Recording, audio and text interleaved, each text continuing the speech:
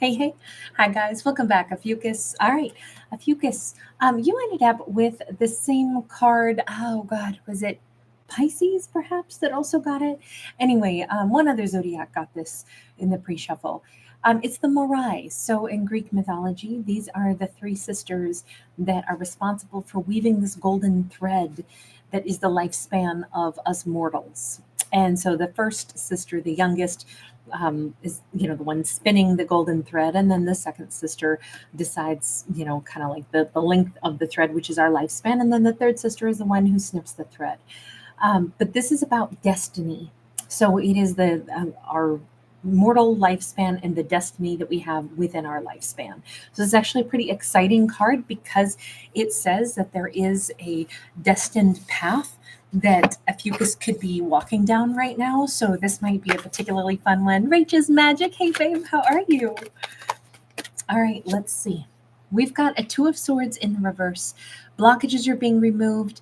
I feel like Ophiuchus is taking off the blindfold. If Ophiuchus has sensed that they had a particular destiny, they are definitely like fully embracing it now. They are dropping that blindfold and saying, yeah, I know where I'm supposed to go. I know what's coming next. I know the route that I'm supposed to take. King of Pentacles. Very exciting, very great news here. I don't know if Ophiuchus has met someone or is about to, but I feel like it'll be, now this doesn't have to be a lover. This could be someone that it's like, oh, this is what all of my training led me to, is this job opportunity. Or I had to have all of these life experiences that put together all of the different skills that I have for this one conversation. And this is the person who opens the next door for me.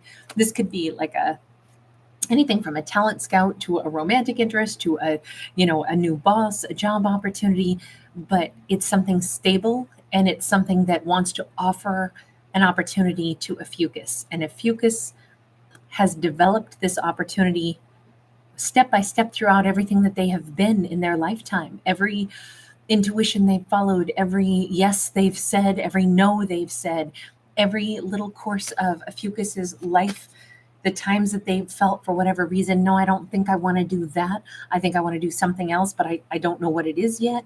Every time Ophiuchus just listened to that voice in their mind or in their gut instinct that made them say yes to some things and no to other things, it has brought their life to this point. Tell me what or who is the King of Coins representing? Hi, everyone. So great to see you. Right after this, guys, we will hop on over to Tarot Dog. By the way, today we did all the remaining zodiacs. So every zodiac now has had their first video of the week. So if you're looking for any of them, everybody's got one. And then tomorrow we'll start in on the messages for November. Okay, Ophiuchus. And ideally, I'll get everybody done tomorrow. I'll try very hard anyway. We have got the Eight of Pentacles, we have the Ten of Wands, and we have the Ten of Swords. I said, who or what is the King of Pentacles representing? I would definitely say this is somebody who has worked very hard to wrap up a cycle and become the version of who they are. I feel like this is somebody who straight up wants to offer maybe themselves to Ophiuchus. It's interesting how Ophiuchus's own life had to take all these paths to meet this person, and this person has had their own journey as well. They've worked very hard at becoming the man that they needed to be, or woman, doesn't matter, but they do show up as a king, so we're going to say him. I don't know if they knew that they were building themselves into this king for Ophiuchus, or if they will understand why they've chosen the paths that they've taken in life. And it's like, oh my God, it's so that I could meet this Ophiuchus. Because we're dealing with destiny in this story, and divine counterparts, wow, Four of Wands and Two of Cups. I'm not going to say that they necessarily knew I must do this, this, and this so then I can have Ophiuchus. I'm going to say this might be the story of a divine masculine who is realizing everything I've been trying to build myself into, every path I've taken in life, the stumbles, the falls, the things I had to heal, the scars, the old version of me that was outdated that I had to, upgrade so that I can stand here in my nice suit and tie and feel good about who I am and know that I'm worthy and I have something to offer another person. it is because this is my reward for doing all that work. I'm meeting somebody that I see as a partner. I'm meeting somebody that I want to marry. I'm meeting somebody that I feel such a connection to, and I wouldn't have felt good enough to step toward this Ophiuchus had I not done all this work on myself previous to meeting this Ophiuchus. That's one way I could read it, unless it's that they've been working on themselves because they were inspired by Ophiuchus. Let's see if we can figure that bit out. Oh my gosh. It's like the drum roll. We have an Ace of Cups, and this Ace of Cups has been filled with a lot of rain. So I'm going to wager to bet that this could be someone that Ophiuchus had a stormy connection to, even though there was love once upon a time. My love, she throws me like a rubber ball. The sweetest thing. You too, right? Is that Bono singing that? Yeah. Oh, the sweetest thing. Love that song. I gotta go listen to that now after this song, or after this storyline. It does feel like there has been a stormy kind of love. So this is somebody who took this path. You notice he has gray hair here. So I'm gonna say, and we have returning soulmates to each other, and we have, I'm gonna say, Ophiuchus, who's like absolutely willing now to say, yes, I could give you my heart now. We had a mess before, but there was love even in the past. It might have been a troubled connection. They might have been younger back then. This just shows passage of time or wisdom. It doesn't actually have to be, like a huge amount of years that have passed, but let's just say I think that there was always love between these two, but they needed to be able to have a love story that wasn't going to have clouds in it.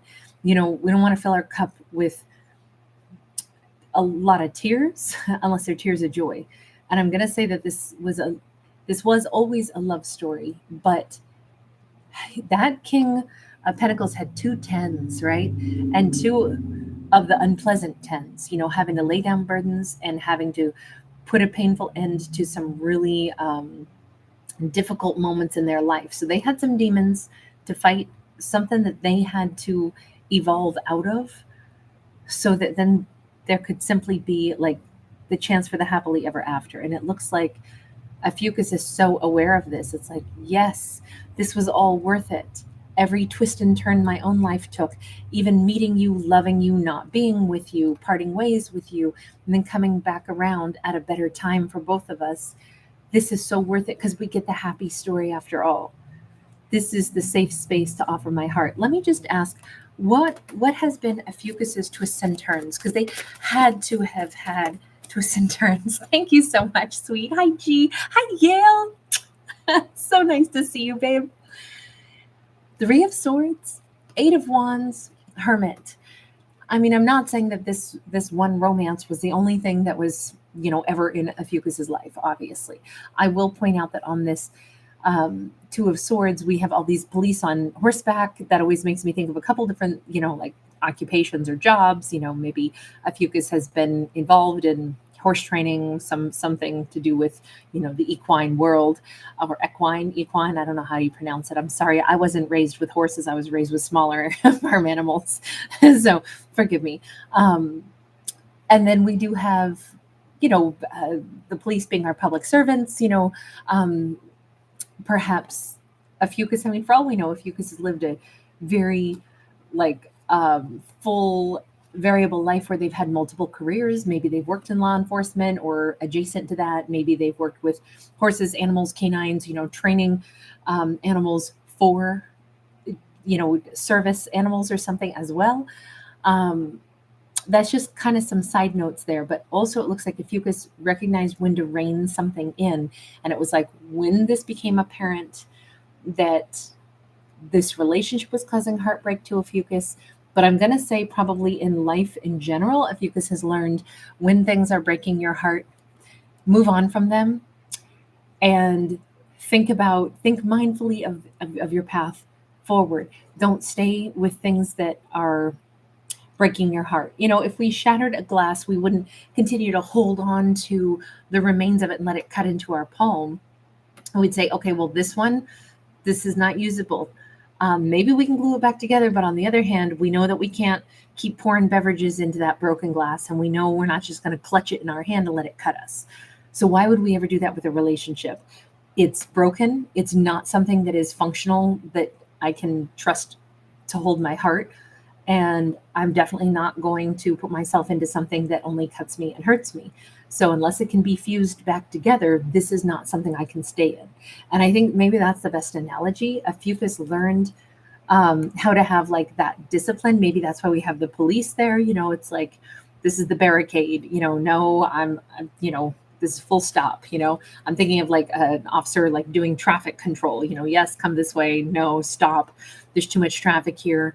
You can't go or you'll crash. Like that's what it feels like to me.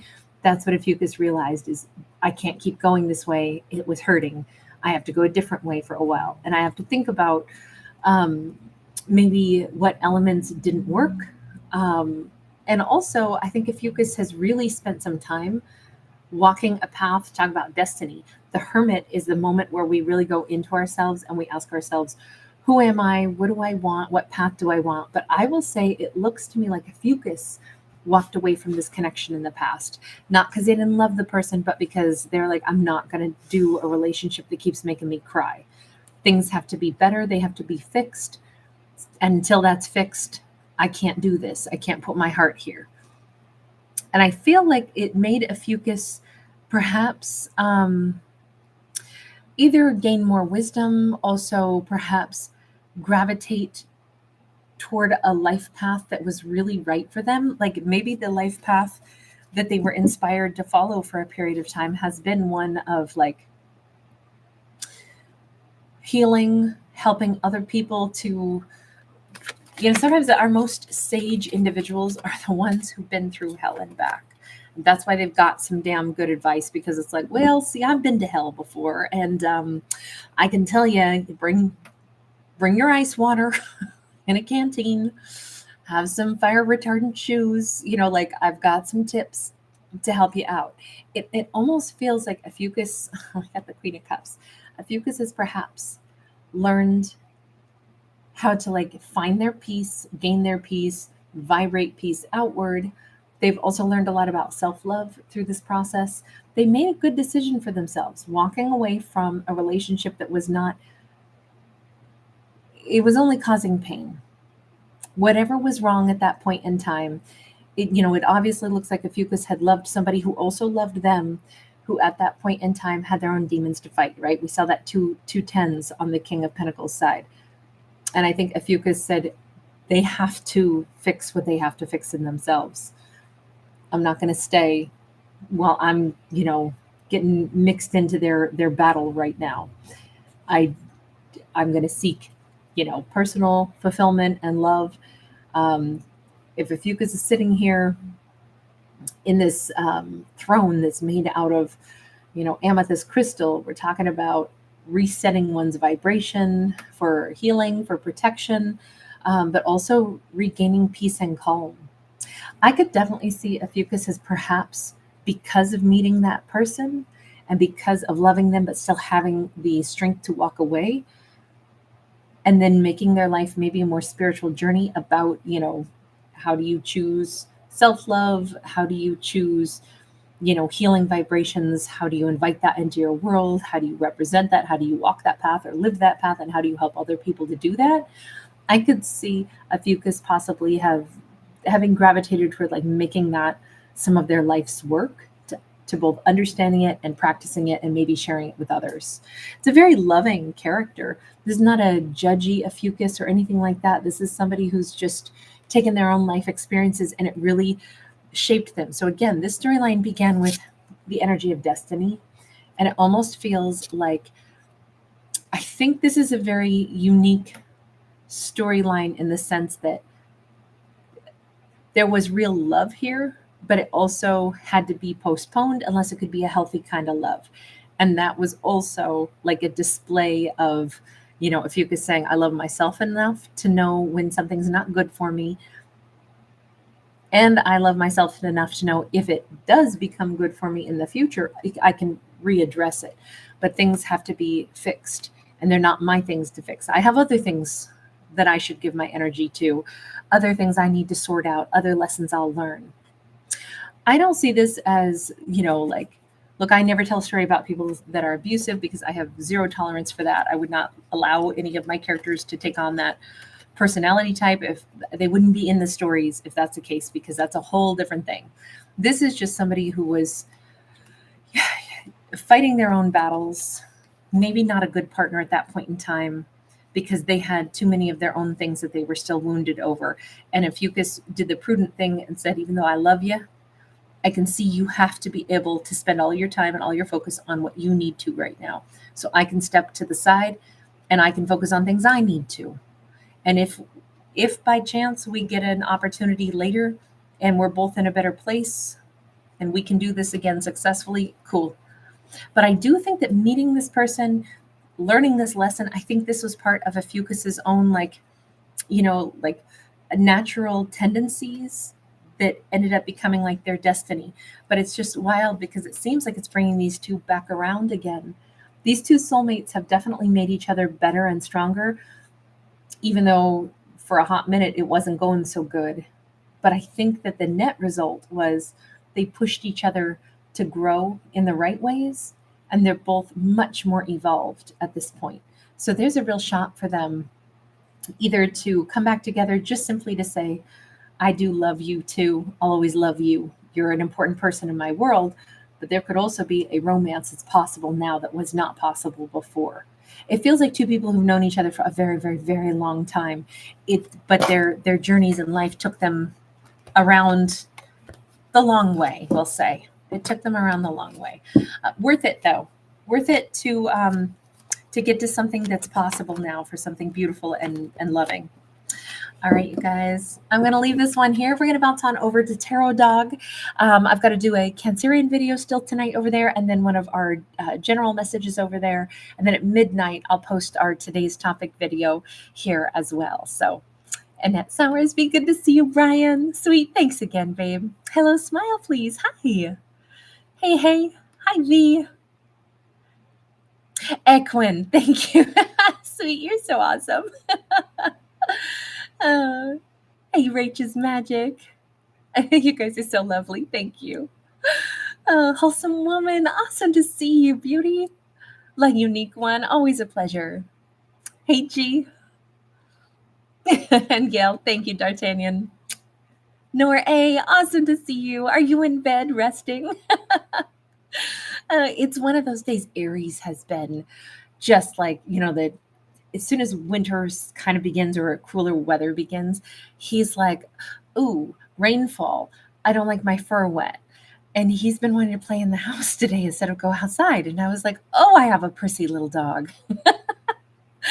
You guys, so good to see you. I'll see you over on Tarot Dog. Bye for right now. Lots of love.